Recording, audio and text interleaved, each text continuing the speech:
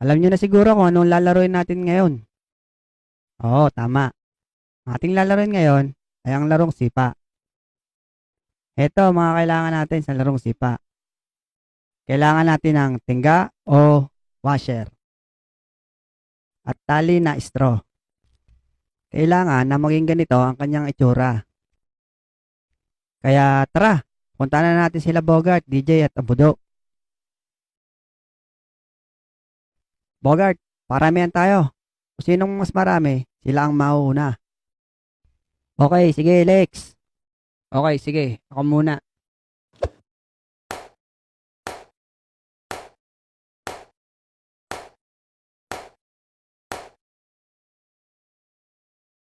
Nako, pipito lang. Kalpot. Ako panoorin mo, Lex.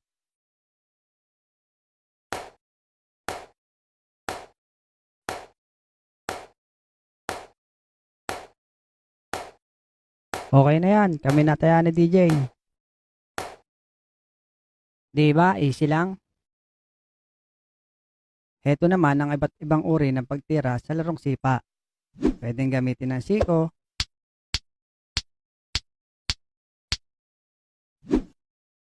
malapad na tuhod ni Abudo,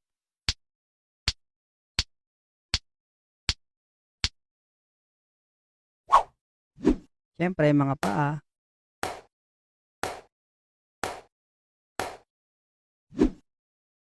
at ang paborito ni Bogart, ang Black Magic. Ikaw muna, Abudo. Galingan mo, Abudo. Okay, game Lex. 1, 2, 3, 4. Ano ba naman niya, Abudo? Dead ka na agad? Ganito lang kasi yan, Abudo. Panoorin mo ako mabuti. Bogart, kailangan makasampu ka para mabuhay mo ulit si Abudo.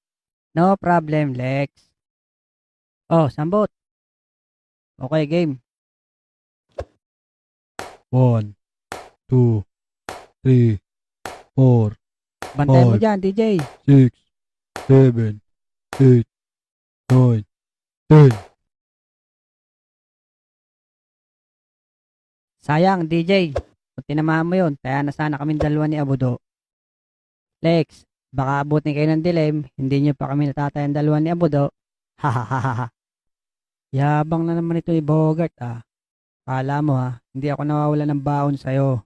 Magaling ka pala ha. Tamaan mo kaya tong itlog. Kaya mo kaya ulo ang gamitin, Bogart? Oo naman. Ako pa. Okay, testing. Galing ah. Okay, ulo ulit. Nako, basag ang itlog. Hindi ka talaga nawawala ng kalokohan sa katawan eh no. Tawa pa to si Abudo. Marami talagang kalokohan yung si Alex. Kaya sa inyo ko nalang ipapakita ang paborito kong Black Magic. Eto na. Wow, ang layo. Brad, ano yung tinitinda mong iyan? Salamin ho, manong. Matibay ho are, hindi agad nababasag. Aba, matibay nga ano. Nako, nabasag. Yari na naman.